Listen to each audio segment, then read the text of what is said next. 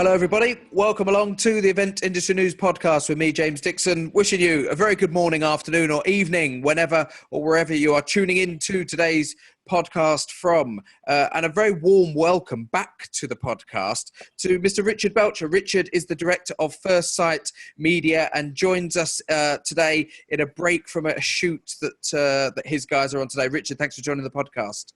Good afternoon, evening. Etc. Yes, we're never quite sure. Yes, I'm here at the very sunny Birmingham today. I'm doing a shoot here at the Hilton Metropole, actually, very nice. And I managed to get out of the rig by doing this pod. So thank you very much for allowing me on. Well, the art of delegation, having a crew to do that. For those of you who haven't come across First Sight Media before, they're a company and a supplier who have certainly had an involvement in many events that I've also worked on over the last few years. And I've got to know Richard very, very well. They're a specialist video filming, live streaming agency. You guys pretty much tick all of those boxes. And I suppose today's subject, which is whether or not events should consider using live streaming at their event and will they benefit? The subject of live streaming, I suppose, is greyed in some respects. There used to be companies, if you wanted a corporate video shooting, 10, 15 years ago, you could go to a company who could do that. As live streaming started to creep in, there were companies who sort of set up specialists to do that. You guys really sort of bring those two worlds together, don't you? And there's no real sort of distinction between the two anymore. No, I think you're right. I mean, and the way that we consume video as consumers and as corporate entities has really changed, particularly in the last 3, 5, maybe more years. And things like the iPlayer have made my life and my business much better because people are used to absorbing content over your computer or sat in front of your iPad or whatever. And yeah, I mean, in terms of what First Sight Media do, yeah, we've kind of engineered ourselves a space as web streaming specialists as well as video conferencing and stuff like that. We do also do the video side of things, the more straight down the lens of the camera, talking head stuff as well. But I mean, we know each other a lot from things like Event Tech Live and that, where we've been involved for, I'm going to say 4 years. Time does fly, doesn't it? But yeah, it could be even longer, but nobody's quite sure anymore. And we actually, in 2018, we streamed every stage in 4K for the first time. So the prospect of 4K streaming even 3 years ago was ridiculous because of bandwidth. But technology has moved on so much in that time that we're now in a really good shape. It should be accessible to everybody. Sure. And the question of, I suppose, should I be using live streaming to increase the exposure of my event? In a way, it's a bit of a loaded question because my opinion of it is that 9 times out of 10, the answer to that is going to be yes, simply because there's no reason why you shouldn't and why you can't anymore. In the early days, it may have been prohibitive due to bandwidth, due to the hardware that's required to do that. The reality now is you can flip a phone out of your pocket, put a Facebook live feed on, and you've essentially got a live stream. I suppose it's looking at that question in more detail. And what I wanted to ask you, and something I was curious to ask on today's episode, is when you mentioned about how we consume video has changed massively, and that's to do with on-demand services. But in terms of how we consume the length of video that we do, I think has changed massively as well. I think people now have shorter attention spans, and we're used to consuming short, sharp bursts of video content. I'm curious to see whether or not you think that's going to affect how we live stream at events. Yeah, I mean, I think I actually don't think the question is as loaded as you may think. Obviously, you've invited someone who specializes in streaming onto the podcast, and therefore you assume I'm going to say, yes, you should. And I am going to agree with you. And 9 times out of 10, yes, you should. There isn't really a major reason. And certainly it shouldn't be cost prohibitive in the way it's been in the past. Yeah. But I think if we just back up a step before I answer the question that you've asked me, is I actually think it really depends on what you're trying to achieve. And like anything, you can bolt on all these bells and whistles, and we as a podcast listener, we hear of lots of technologies and stuff that you guys are reaching out to that can enhance events, but not all of them are necessarily appropriate to all people. And I think event streaming actually is the same in that respect. There are a lot of ways that it would benefit your event, but what you've really got to consider, and one thing I always tell our customers is, well, what are you trying to get out of this? And that affects a number of things. So that'll affect what platform you decide to stream on. So for example, we're using Zoom today. I don't know if I'm allowed to give away the secrets. Yeah, absolutely. So we're using Zoom, which is a perfectly fine and capable web conferencing solution. So that's one of them. There's then YouTube. There's LinkedIn have got a new one now. There's Facebook Live, and there's just so many different ways of trying to do things. And I think if we think about Simon Sinek, start with the why. That's really appropriate here. And why are you doing it? Why are you live streaming? Why are you thinking about live streaming? And if the answer is, well, because everybody else is, and you're not going to market it in any way, you're not going to embrace it, you're not going to collect data, you're not going to use it to try and promote next year's event, or you're not actually using it for anything useful, then it is a waste of money, no matter how expensive it is or inexpensive it is these days. If what you're trying to do is reach as many, and I think the specific question is, I'm reading here, should I be using live streaming to increase the exposure of my event? And the answer to that is yes, you should, because it will increase the exposure. If you think about the number of people, so the event that I'm here in Birmingham to do is a webinar. And it's an offline event. There are going to be about 35, 40 people in the audience, but there'll be another 200-300 watching online that simply can't make it to Birmingham today. And the pharmaceutical company for which we are streaming have hub sites throughout the UK where they've got field managers that are inviting people locally to them, and they're all watching it together. They can answer questions, they can chat, they can ask questions to the audience, to us here in Birmingham where the speakers will be. And so what they're doing is they're using it to increase exposure and engage with people. So that's a really good example of when you should be trying to do it. We did a webinar last night as well. It's a webinar week for us this week. We did one last night that had we video conferenced to a number of satellite locations. We streamed from London, and then we video conferenced into Maidstone and Colchester, where they were able to ask questions live, and the audience in London saw them. And they're really good examples of embracing streaming and embracing the technology behind it in order to achieve something, and that something was as many people as possible. If you don't know what your end goal is and your Simon Sinek's why, if you don't know what it is, then actually I would say no, you shouldn't be using it. Sure. So I've gone off on a real tangent here, James, and I'm sorry. Remind me of your original question, and I'll try and go back. No, not a problem at all. And there was something that you touched on briefly that I'm going to now take and run with a little bit. And there was this what I'm going to call a myth a few years ago when I first started to talk to people about live streaming and how it would affect conferences, events, exhibitions, whatever it may be. There was a genuine fear amongst some people that by live streaming it, that would stop people coming to their event if they knew that they could just sit in their office or at home and watch it and not actually have to go to it. I'm pretty confident in saying that is a myth, that's been dispelled. I've yet to see or hear of any hard evidence from any event organizer that said to me, we've stopped live streaming because we did it last year and numbers were down by 30%. I think that's a nonsense. So I think we genuinely are looking at something that is only ever going to offer an enhancement in the right application. Yeah, I mean, I can certainly only speak of my experience on it, but my experience is that 30% drop that they saw would have happened anyway.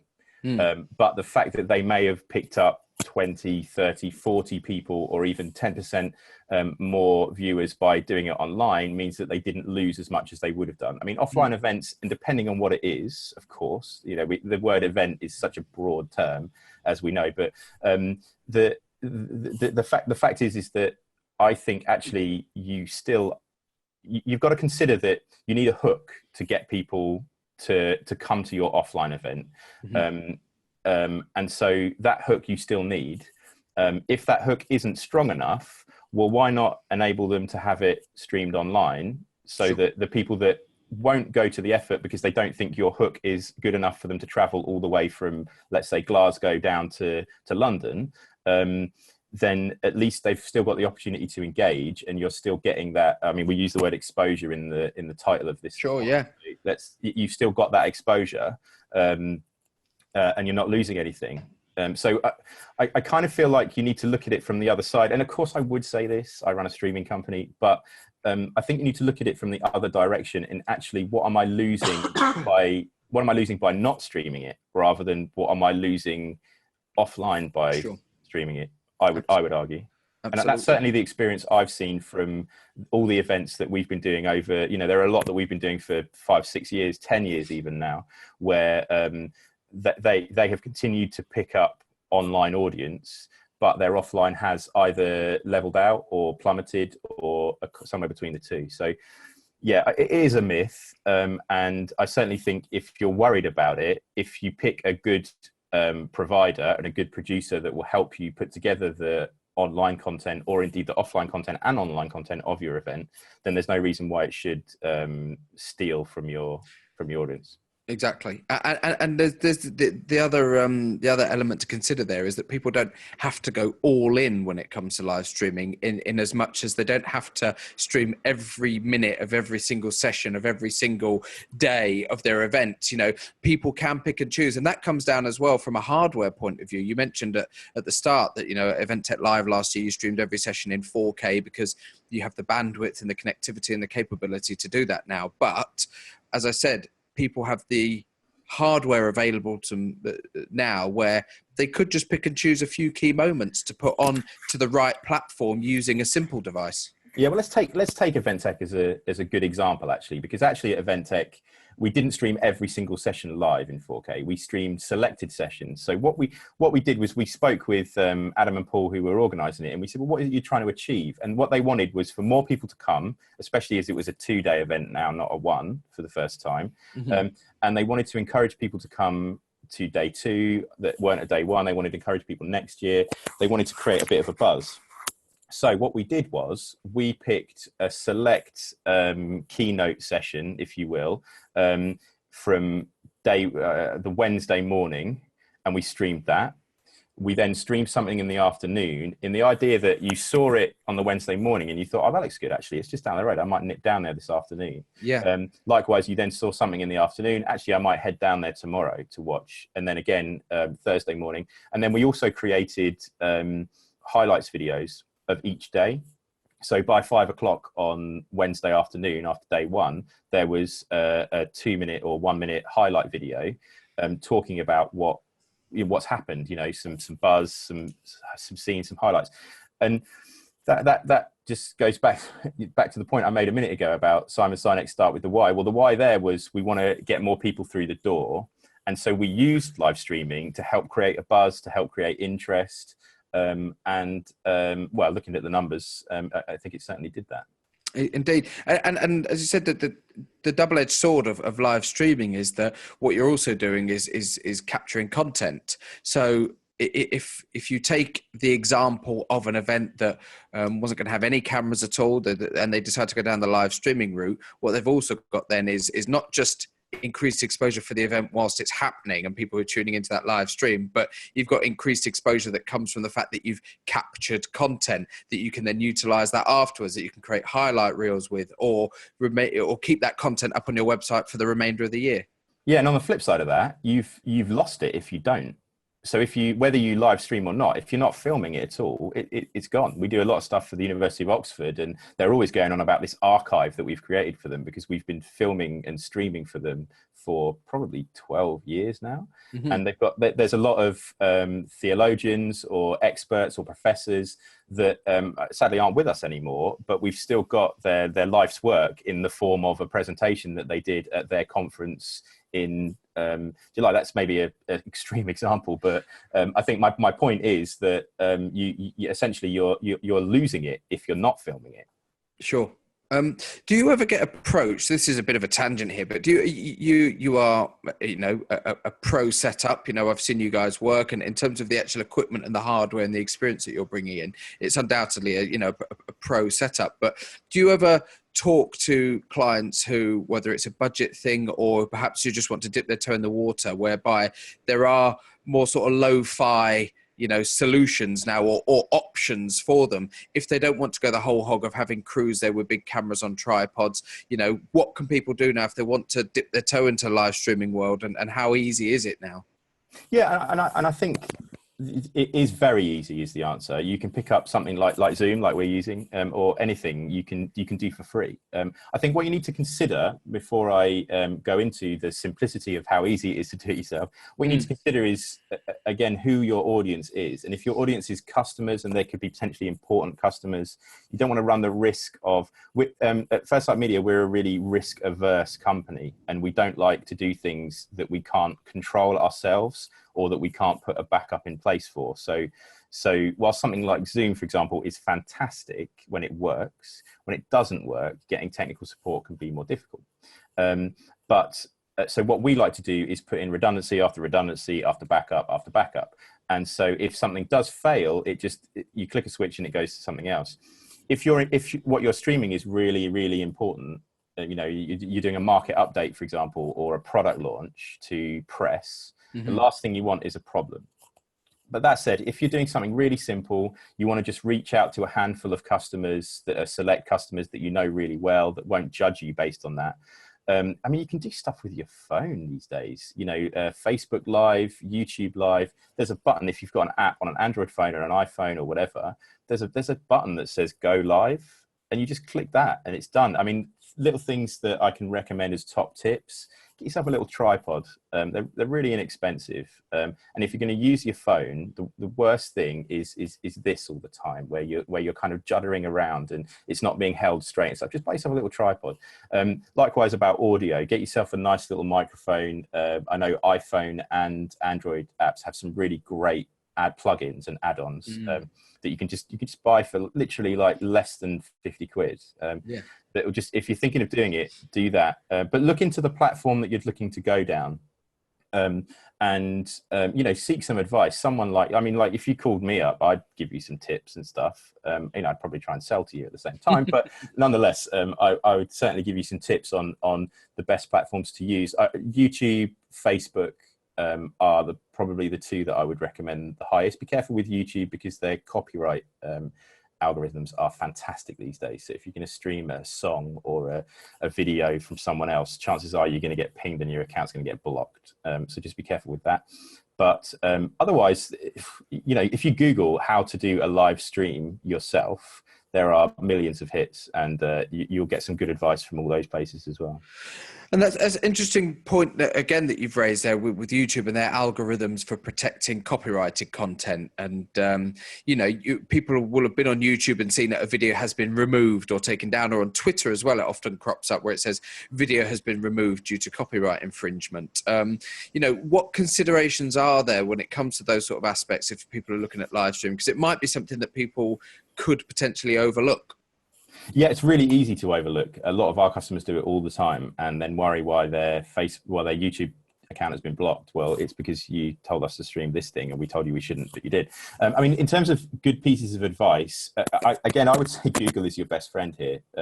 But as a general rule of thumb, get permission, whether it be an image that you've got from a colleague or a video that you've downloaded from YouTube. Get permission, and if you don't have that permission, you basically run the risk of being blocked essentially. So yeah, be very careful, I think, is what I would say. That's why sometimes it's useful to use any good streaming company will have their own platform, and if you're doing an internal stream, I shouldn't say this, but if you're doing an internal stream that isn't going through something with an algorithm, then you can be a bit less careful about using copyrighted material and get away with it, is the answer. Sure. Yeah. And what obligation is there from event organisers to notify their delegates or their own audiences that certain elements may be live streamed? Is there any sign off that they have to obtain for that, or do they just have to provide them notifications so that the choice is then in the hands of the delegate? I think it's really good practice to definitely get a signed waiver from your speakers or anyone that's performing in any way in your stream. That's just really good practice, and chances are you'll never need it, but at least then they know what to expect. You might want to hook them up with your streaming partner or your filming partner or whoever, just so they can have a little conversation, put their mind at ease. But in terms of the delegates, my knowledge on the legalities of it is vague, James, I'll be honest, but my understanding is that if you advertise the fact that you are doing it, and it is a private room or a private location that you have hired, as long as you notify them that you are doing it, you are able to do so as long as you're not showing their face. Mm-hmm. So what that means in practice is, if, for example, you are at a conference with 200 people and someone puts their hand in the air to ask a question, it's probably best that you don't cut to them asking that question and just stay on a wide shot or something like that. That means that you can hear their voice, but you don't necessarily see a nice tight of their face like you and I can see of each other now, and the guys watching the video version of this can see as well. But so yeah, I would avoid front faces of people. GDPR is a funny game, and it does apply to it does apply to video as well.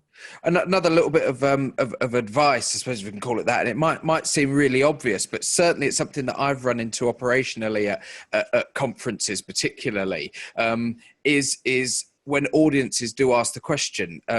You have an audience mic there for a reason, and I was at an event just a couple of months ago, and we said at the beginning, if you want to ask a question, please wait for the microphone to be handed to you and ask your question into the microphone. And we had one person who's flatly refused to use a microphone. They actually said during the Q&A period, no, I don't need it, and waved the person away with the microphone and just asked the question. And of course, what they're not realizing then is that the microphone is not so that people in the room can hear you. It's for the benefit of the people on the other end of the video, so that they can hear you. And otherwise it loses the whole context. It might only seem like a really sort of minor tip, but this is something that probably crops up regularly with you guys. It's my biggest pet hate. It's absolutely one of my biggest pet hates in the world, in fact, is specifically when someone is trying to offer you a microphone and you're batting it away, saying, I don't need it. If you turn around and look at the technical team in the background, they'll be holding their heads and banging their head against the table, potentially. That's what I was doing. Yeah, quite. Yeah, that's what I do all the time, which is why my hairline recedes as much as it does. Well, hey, for anybody watching the video, then you're talking too seriously receding hairlines. But definitely a bit of advice for anybody listening who is contemplating live streaming, or if you've got cameras recording your conference sessions, the microphones for the audience are there for a reason. And if ever you've sort of seen somebody mumble down them, it's really important that at the start of your sessions, and it's not often I offer any sort of advice on this podcast, but I speak from experience, is that at the start of your conference sessions, stress to the audience how important it is to take the microphone if they want to ask questions, and explain why that is. Explain that it's for the benefit of the video. And if you don't speak down the microphone, the video will not capture your question, and you end up with somebody answering a question that nobody else has ever heard of. Yeah. And at that point, then it risks getting cut out further down the line, doesn't it? And it's little things like this that really, I suppose, as we become more savvy about it and more used to it, people will realize why we need to do that. Also, a good presenter or a good host would repeat the question in front of their microphone so that the people online could hear, or at least articulate the question into their response. But you don't always get good hosts like yourself, James.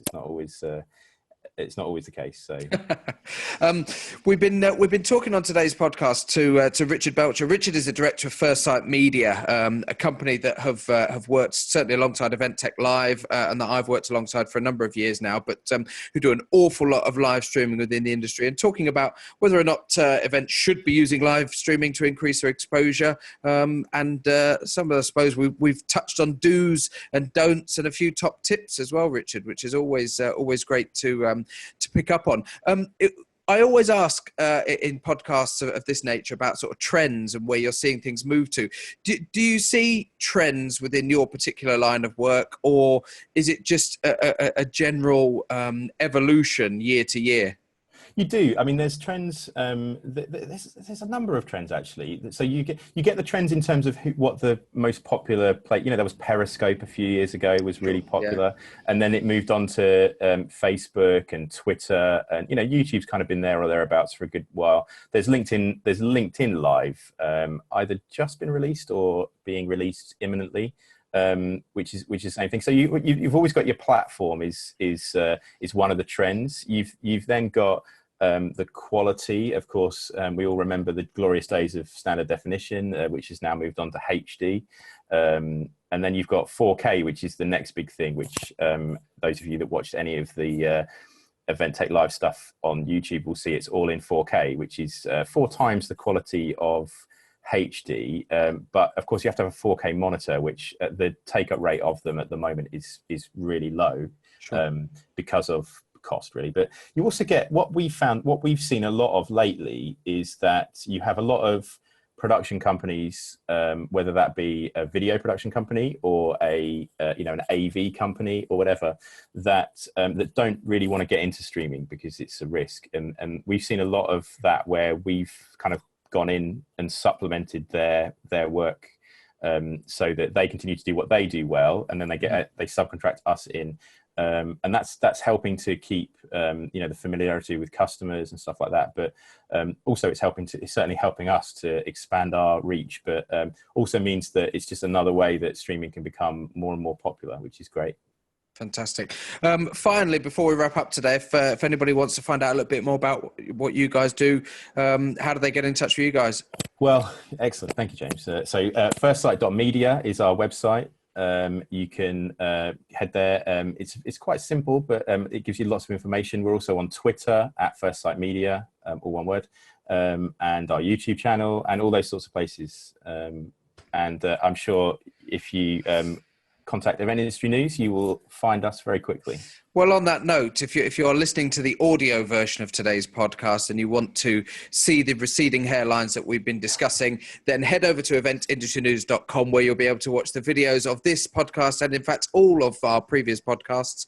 You'll also be able to find out about all the latest news in the various sectors of our broad industry, and also download some of the special feature supplements that have been produced recently on Event Industry News. If you are on eventindustrynews.com as we speak, and as you watch this, head over to your favorite podcast platform, and you can access all of the audio-only versions of these podcasts to listen to on your commute to and from work or wherever you may be. It could be an exotic destination in the USA, or it could be the Hilton Metropole Hotel in Birmingham. Not to say that that's not exotic, but in the context of things, Richard, I'm sure you've been to far-flung places of a broader nature. Yes, I think that's a fair assessment of the situation.